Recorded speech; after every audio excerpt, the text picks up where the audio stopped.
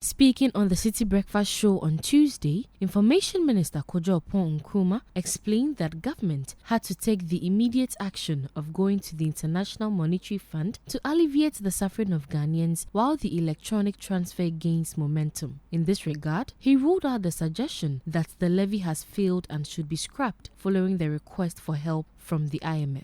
Whenever you introduce a revenue measure, it takes a while for it to hit its optimal level. More so with the E-Levy, where right from day one, you acknowledge that you have loopholes that need to be plugged from about the 1st of July. I think that was a clear announcement that was made right from the very beginning. So you were not expecting that it was going to ramp up everything that was due in the shortest possible time. Number two, E-Levy has been heavily bastardized right from the very beginning. So a lot of people are finding ways of also evading it. You put all of those together, and though on paper you are confident that this is a good instrument, like Professor Adai said, to mobilize the domestic resources, you put all of that together. And the reality is that you are not, in these first 2 months, getting as much as you desire.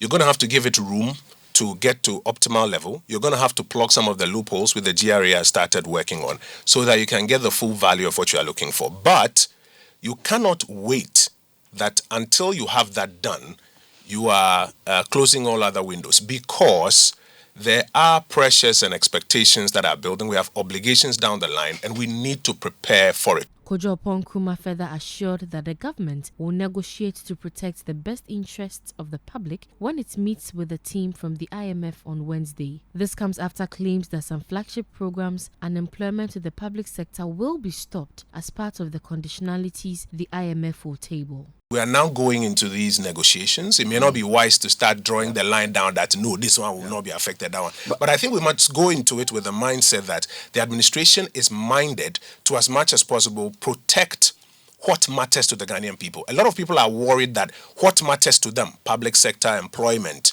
some of the programs like the Free Senior High School program, will be truncated.